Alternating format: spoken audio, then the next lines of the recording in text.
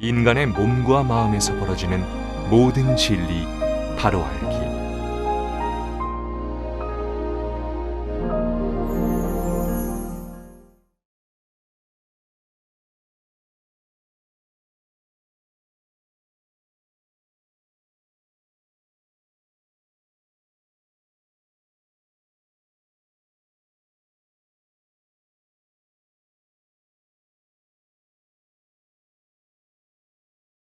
산소 분압을 높이는 데 중점을 두셔야지.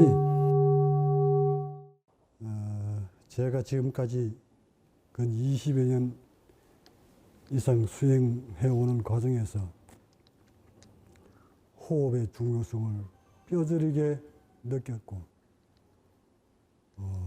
인류가 살아가는 우리 인간뿐만 아니라 모든 짐승들도 생명체들도 산소 없이는 살 수 없다는 것을 몸으로 깨달았기에 오늘은 수행자 여러분들에게 여러분들을 중심으로 호흡에 관한 법문을 할까 합니다.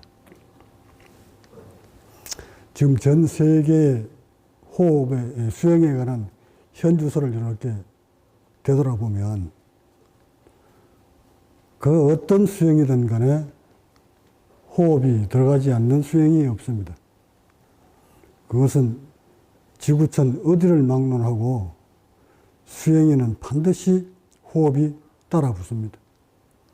이것은 수만 년 전이나 지금이나 그 호흡은 뛸래야 뛸 수 없는 생명체 근원이기 때문에 모두 수행에는 호흡을 빼놓으려야 빼놓을 수가 없었습니다. 그럼 왜 수행자들이 또는 건강을 찾는 수행자든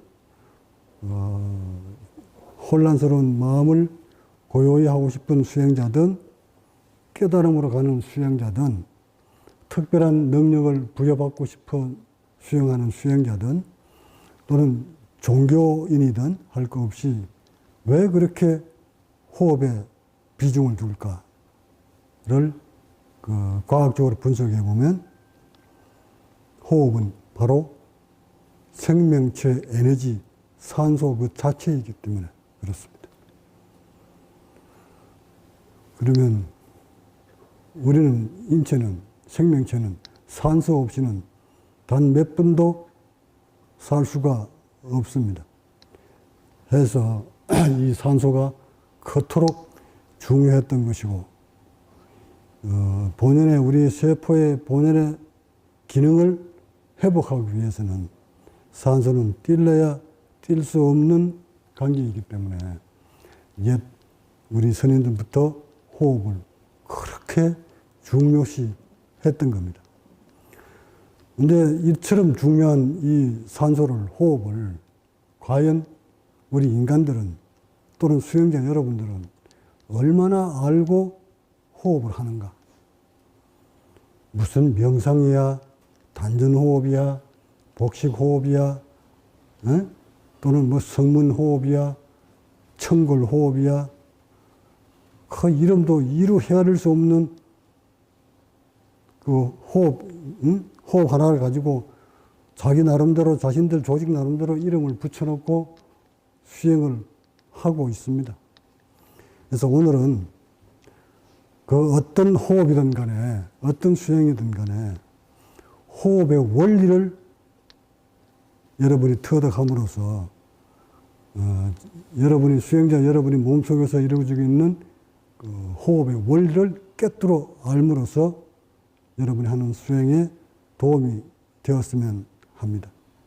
또는 뿐만 아니라 인체를 다루는 모든 과학자들도 호흡에 대한 원리를 여러분이 잘 아시겠지만 여러분이 알고 있는 것보다 더 이상의 것이 인체에서 벌어지고 있는데도 과학자들조차도 그 영역에 들어오지 못한 부분을 안타깝게 생각하면서 제 법문을 좀 가볍게 듣지 마시고 흘러 듣지 마시고 전문가도 아닌 당신이 뭘 하겠느냐 이렇게 치우치지 마시고 과학자 여러분들은 중심적으로 중점적으로 그쪽으로 과학 연구를 해 오셨겠지만 저는 제 몸을 통해서 체득을 했고 깨달은 분야이기 때문에 아마 여러분보다도 더 실체적일 겁니다.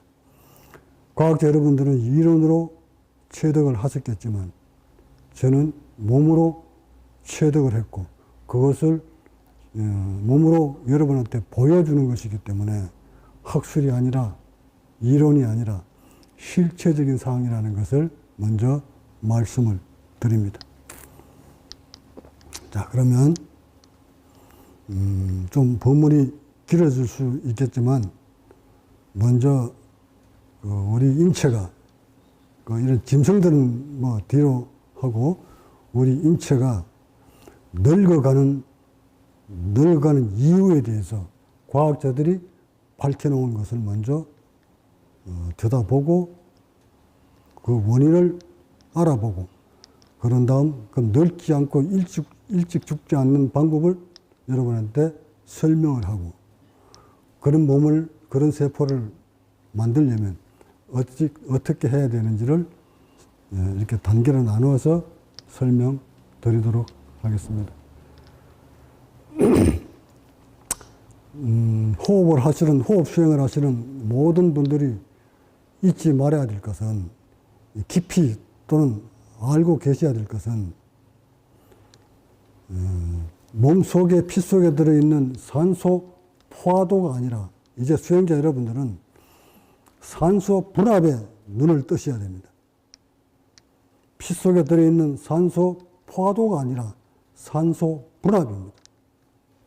이 분압을 깨뚫고 계셔야 인체가 쉽게 늙지 않게 할 수도 있고 병들지 않게도 할 수 있는 것입니다. 단순히 의학자들이 밝혀놓은 산소 분압을 가지고 논하시면 수행해 들어가는 여러분들로서는 거리가 좀 멀다 하겠습니다.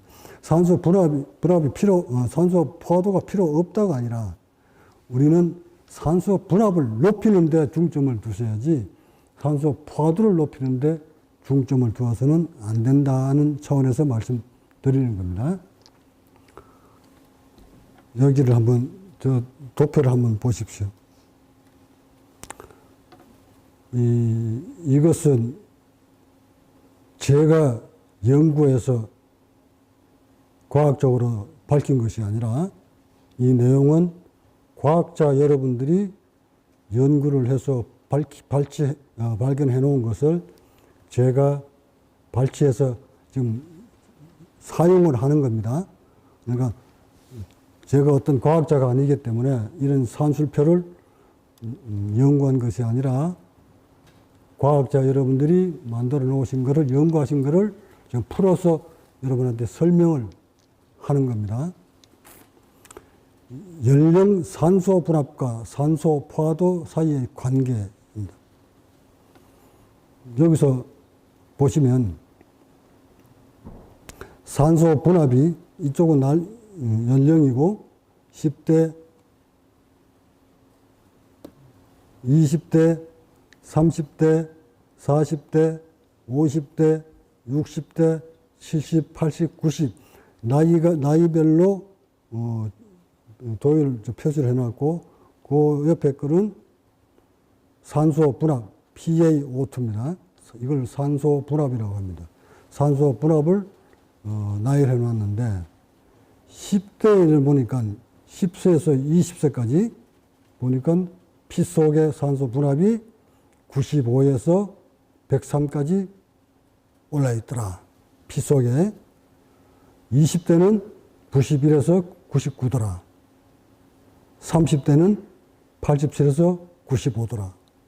40대, 50대, 60대, 70대, 80대, 90대.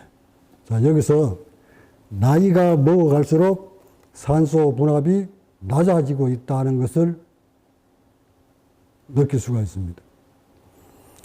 이렇게 70대로 밑으로 떨어지면 위험군입니다. 그리고 옆에 산소 포화도 SaO2는 보편적으로 우리 손톱이나 발톱이나 그 피 색깔을 감지해가 센서를 감지해서 그 색깔에 따라서 산소 포화도가 몇 프로다 하고 왜 응급실에 보면 이렇게 딱 나타난 표 거기에 따른 것인데 그 표인데 여기에서 보시면 차이가 나는 어디서부터 차이가 납니까?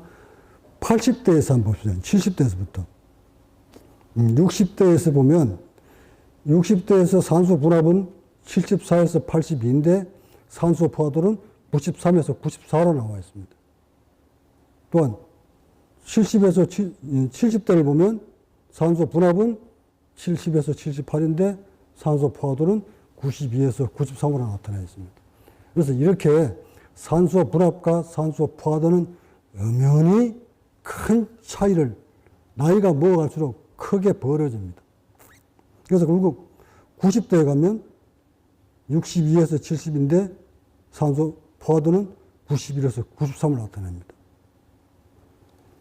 결국 생명줄을 틀어지고 있는 것은 산소 포화도보다 산소 분압이 더 위중하다는 것을 느낄 수가 있습니다. 그러면 이 산소 분압이 무엇인가를 우리는 알아야 됩니다. 호흡을 하는 모든 수행자들은 이 산소 포화도보다 산소 분압을 어떻게 높이느냐, 어떻게 하면 산소 포화도를 높게 유지하느냐, 여기에 중점을 둬야 됩니다. 자, 봅시다. 그러면 산소 분압은 무엇을 산소 분압이라고 하는가?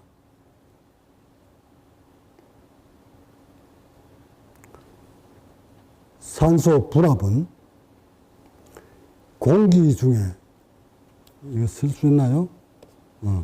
공기 중에, 우리 대기권 공기 중에는 760이라는 대기압이 존재합니다. 이건 수온주의 단위입니다. 물론 또 1013 헥토파스칼이라는 이름도 씁니다. 그래서 태풍 올 때 보면 왜, 예? 중심 기압이 뭐 956 헥토파스칼 이렇게 설명들 하죠. 그 압력 단위를 얘기하는 겁니다. 그러니까 대기압 1기압은 1013 헥토파스칼이다. 또는 우리가 가장 많이 써먹는 것이 760mmHg. 이건 수온주를 얘기하는 겁니다. 그래서 이 대기 중에는 760이라는 압력이 존재하고 있다. 공기 중에, 여기는. 그럼 이 760 중에, 이 공기 중에는 뭐 있습니까? 질소. 질소가 약 77, 8%. 77% 정도. 나머지 산소가 20.98%. 나머지 뭐 이산화탄소 등등 해서 이루어지는데, 이 말이에요. 이 760이라는 공기 속에, 압력 속에 산소가 차지하는 비율이 압력은 얼마냐 하고 이렇게 묻는 거예요. 이것을 산소 분압이라고 하는 겁니다. 그러면 계산하면 나오겠죠? 이거 어떻게 집어넣어? 지워주세요. 네. 네. 자, 봅시다. 그러면 우리 대기 중에는, 이 공기 중에 산소 분압만, 산소만 딱 떼어냈을 때 얼마나 있느냐 하고 이렇게 지금 묻는 거거든요. 봅시다. 그 계산하는 방법. 아까 760이라고 했으니까 760 중에 20.98%의 산소 있다고 그랬으니까 얼마야 됩니까? 0.2098. 이렇게 곱하기를 딱 해버리면 답이 얼마나 나올까요? 한번 누가 계산기 두드려봐서 약 158이나 9점 나올 겁니다.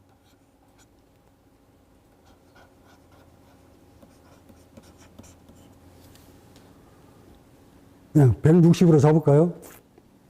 그러니까 이 대기 중에는 대기 압력이 760이라는 그 수온지의 압력이 있는데 그 압력 중에 그 760 중에 산소만 똑 떼어내서 계산해 보니 약 158 정도의 산소가 함유되어 있더라. 이것을 우리는 분압이라고 합니다. 그러면 나머지는 뭐 질소가 될 수도 있고 이산화탄소도 될 수 있겠죠. 우리가 중점적으로 좀 봐야 될 것이 이 산소입니다. 산소가 약 160 정도의 대기 중에 함유되어 있다. 우리는 호흡을 할 때, 이 공기가 폐 속으로 쑥 들어갔지만, 이 들어가서 폐를 거쳐서 심장으로 흘러갑니다. 심장으로 들어갔을 때, 이때 피 속에 산소는 얼만큼 들어있느냐고 또 이것도 굉장히 중요한 부분이에요. 피 속에 산소가 160이 들어갔으니까 공기 중에 160이 들어가서 어디로 들어갑니까? 1차 기관지, 2차 기관지, 3차 기관지를 거쳐서 6차까지 거쳐서 마지막 세말 기관지까지 가서 꽈리를 딱 통과해서 혈액으로 들어가서 심장으로 흘러가서 심장에서 심장이 펌핑질을 하니까 이것이 피를 타고 동맥을 타고 위로 올라가서 연수에 숨내 연수까지 딱 도달했을 때 그 동맥의 피를 딱 뽑아서 조사를 하니까 그때 이 10대들은 대부분 통상적으로 95에서 103 정도의 산소가 들어있더라는 것이 과학자들의 논리입니다. 그렇다면 봅시다. 아까 바깥에서는 160이었는데 그 160이 코를 통해서 심장까지 흘러가서 목까지 올라와서 조사를 하니까 103으로 떨어졌어요. 그럼 나머지 57은 어디 갔어요? 사라지고 없잖아. 보세요. 103이잖아. 최고치가. 160이라는 분압을 마셨는데 피를 조사하니까 10대들 피를 조사하니까 103으로 떨어졌다. 자, 이제 여기 이 표를 한번 봅시다. 자, 여기 나와 있죠? 158 나왔네, 이게. O2가 대기 중에 760 중에 곱하기 0.2098을 했더니 158이 나왔어. 이것이 꽈리를 거쳐서 동맥 쪽으로 심장이 흘러가서 피를 타고 여기로 올려보냈더니 여기는 얼마 나왔습니까? 여기는 95 정도밖에 안 나왔죠. 요건 저 참고도니까 아까 이 단위를 보시면 103이 나왔다. 여기는 95가 나와 있네. 그럼 여기서 들어갈 때는 158에 들어갔는데 왜 여기서는 95로 떨어졌을까? 이 말이죠. 심장까지 흘러들어왔을 때는 벌써 피 속에 이산화탄소, 질소, 다른 것들하고 158에 들어왔지만 섞여버린 거야. 기존에 있던 피하고 섞여버렸단 말이야. 섞여서 올라온 피를 조사를 해보니까 95로 떨어졌더라, 이 말이에요. 그럼 뭐가 늘어났어? 여기 보세요. 이산화탄소가 늘어나 있지. 그러니까 이산화탄소 플러스 산소를 보태면 이것도 150 가까이 나올 거예요. 130 나오네. 자, 이렇듯 이 깊은 공부는 여러분이 이제 표를 보고 하시기로 하고, 요거 배워갖고 그 표 두세요, 표. 예, 여기 놔두세요. 이렇게 단순히 계산하시면 됩니다. 대기 중에 160을 코를 통해서 호흡을 해서 폐를 거쳐서 심장에 흘러들어가서 심장의 펌핑기를 통해서 순내로 머리로 올라가는데 그 동맥을 피를 뽑아서 조사를 했더니 거기에는 산소 분압이 103이었다. 그가 가장 사춘기 때 힘이 막 좋은 성장기 때 있는 10대에 있을 때 그렇더라 이 말입니다. 그러면 이것이 나이가 먹으면서 이제 성장기 딱 멈추면 서서히 그 불합이 떨어집니다. 지금 여러분이 빨리 눈을 떠야 될 것이 성장기 때는 최고치 맥스민 103까지 올라가다가 20대 이후부터는 10대 이후부터는 왜 불합이 떨어지는가를 이걸 보셔야 돼요. 왜 이걸 그대로 유지하지 못한 채 여러분들이 한참 성장기 때는 100이었던 산소 불합이 20대, 30대 나이가 먹어갈수록 왜 이 불합이 떨어지는가? 원인이 어디에 있는가? 요거 잡아내는 것이 인체를 건강하게 오래 사는 데 대한 핵심입니다. 여러분이 지금 명상이야 어떤 호흡이야 하는 이유도 모두 높은 분압을 산소를 피 속에 넣어주기 위한 호흡작용인데 이 원리를 모르고는 천하 없어도 여러분이 피 속에 높은 산소 분압을 유지할 수가 없습니다. 오늘 이 본문은 세계 각 인류가 여러분이 엄마 뱃 속에서 태어나서 성장해 올라가며 계속적으로 몸집이 커지면서 그 폐도 커졌을 것이고 흉부도 커졌을 겁니다. 그 흉부의 크기가 멈추고 흉부의 크기가 멈추면 폐의 크기도 멈춥니다. 그러니까 최대한 다 클 때까지 분압은 항상 올라갑니다. 올라가다가 성장기가 딱 멈추면 이때부터는 이제 분압은 떨어집니다. 무엇을 의미하는 걸까요? 이 분압이 떨어진다 이 말은 폐가 축소되고 있다는 것을 의미합니다. 인간의 폐는 통상적으로 이것도 뭐 과학자들이 밝혀놓은 내용입니다. 인간의 폐는 이 양쪽 폐를 이 주세요. 그대로 놔두고 이렇게 폐입니다. 이 양쪽의 이 폐포를 바닥으로 쫙 피면 이 폐포 이렇다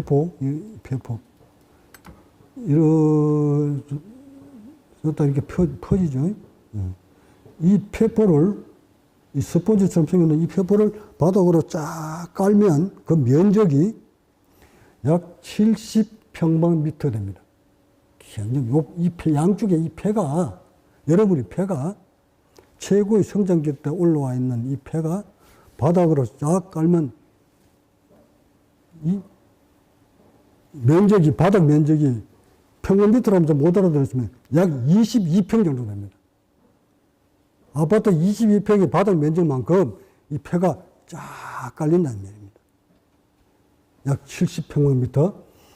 그 꽈리들이 쫙 깔아놓으면 그쪽으로 공기가 들어왔다가 산소가 들어왔다가 이산화탄소가 빠져나갑니다.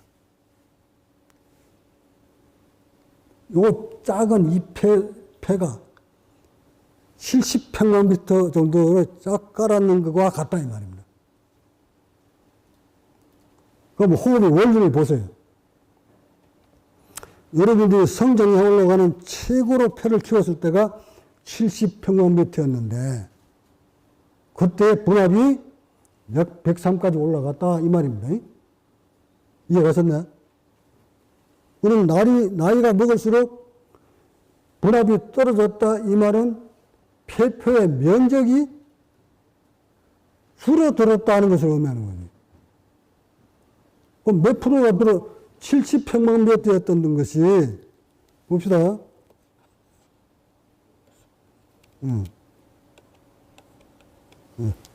이 70평방미터가 있을 때 103이었다면 그러면 계산형이 나오죠.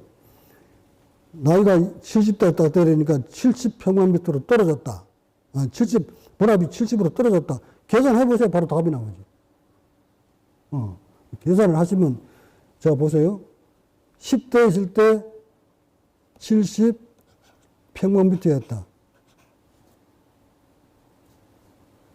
이때 분압이 103이었다. 그러면 이 분압이 70으로 떨어졌을 때,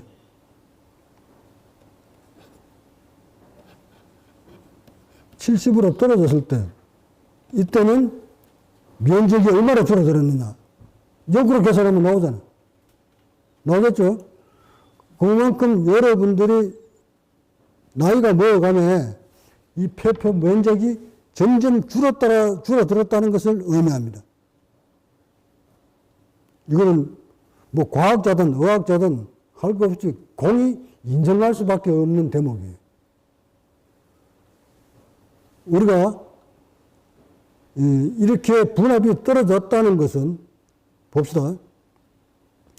103일 때의 세포의 수가 약 100조라고 봅시다. 통상적으로 뭐 60조 되는 사람, 뭐 70조 되는 사람 있을 테니까 우리는 뭐 보편적으로 계산하기 좋게 103일 때, 폐포의 103일 때, 즉 10대 나이를 가진 사람이 폐포가 103이었는데 이때 세포의 수가 세포수가 100조였다. 그럼 100조가 되는 세포가 103이라는 산소의 분압을 유지를 해주면서 얘들이 생명을 유지하고 있었다는 것을 의미하는 거예요. 그죠?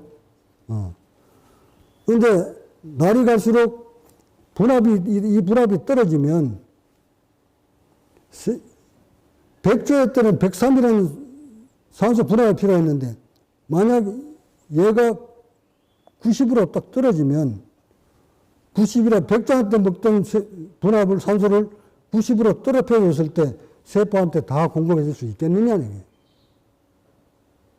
분명 세포 수도 줄어들든지 비용이 들었든지 아니면 함몰됐든지 세포 구석구석에서 산소를 얻어먹지 못한 채 죽어가는 세포들이 있었을 거라 하는 것은 불보듯이 뻔한 거예요. 그래서 너무 복잡하게 들어갔나? 복잡하면 내가 좀 더 간편하게 할게. 결국 우리가 10대까지 성장 호르몬이 나와가지고 최대 세포수를 100조로 넓혀놨더니 이때 산소 분압이 103이었다. 그만큼 세포들이 그 103이나 되는 산소 분압을 가지고 잘 살아오다가 산소가 적게 들어오니까 적게 들어오는 만큼 세포의 수도 당연히 줄어들지. 그 세포 수가 줄어든다는 것은 인체를 지탱하고 있는 기능들이 어떤 세포인가는 축소되고 있다, 소멸되고 있다는 것을 의미하는 거예요. 이거 뭐, 과학자들이 나서 내가 주고받고 했으면 좋겠는데, 뭐, 그렇게 안 되는 것 같으니까 일단 이렇게 알고 넘어갑시다. 자, 중요한 거는, 이 폐포가 줄어들었다, 이 말은, 이 양쪽 이 폐가 청소년 때 성장을 딱 멈춘 상태에서 보니까 103이라는 산소 분압이 들어왔었어요. 근데 나이를 갈수록 산소 분압이 떨어졌어요. 산소 분압이 떨어졌다는 것은 폐포 수가 떨어졌다는 것을 의미하는 것이고, 그럼 결국 이 폐가 이렇게 찌그러졌다는 것을 의미하는 거예요. 이렇게 펴져 있어야 될 폐가 이렇게 찌그러졌다. 또는 이렇게 찌그러질 수도 있고 이렇게 납작하게 찌그러질 수도 있어요. 자, 그러면 이 폐를 70평방미터 되는 이 폐를 이렇게 찌그러뜨리게 한 것은 무엇이었을까? 누가?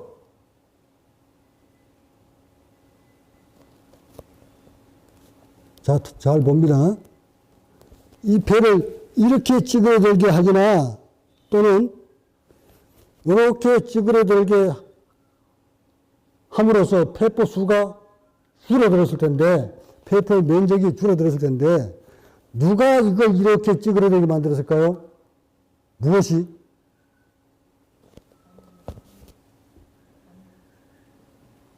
이걸 답을 찾으셔야 돼. 이거 과학적입니다. 수행은 과학적입니다. 자, 이 폐를 둘러싸고 있는 것이 뭡니까?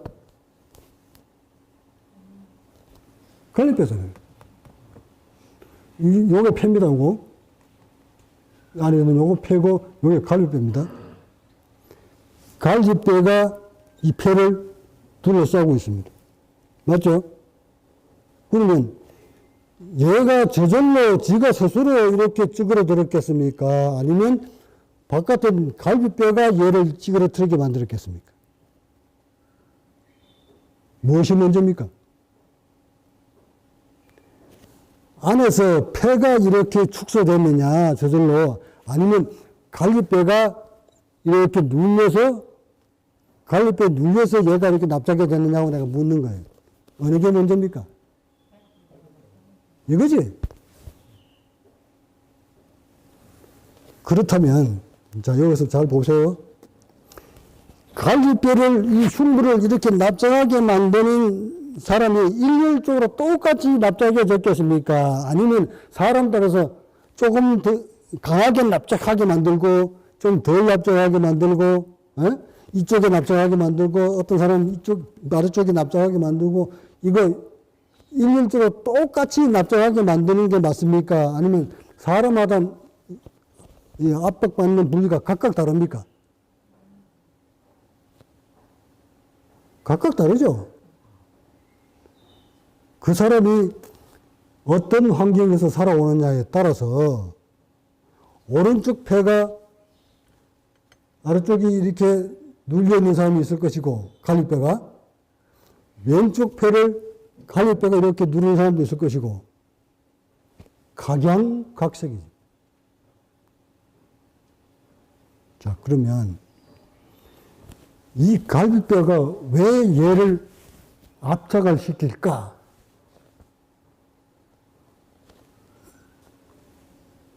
이 원인을 먼저 아셔야 되고, 두 번째 이 원인을 알아야만이 함몰되어 있는 이 폐를 키울 수가 있는 겁니다.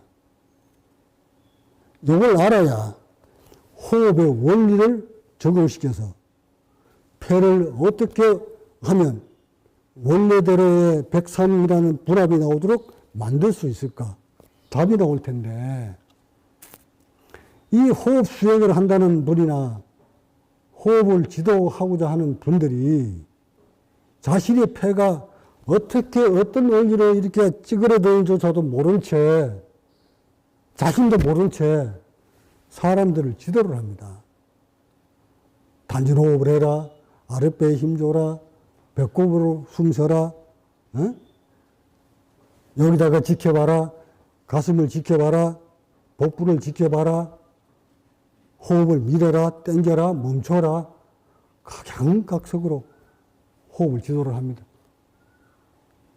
어떤 방법으로 지도를 하든 폐를 키우는 방법은, 이게 찌그러졌던 폐를 이렇게 키우는 방법은 딱 원리는 하나.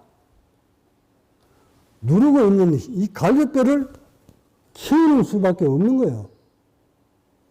틀립니까?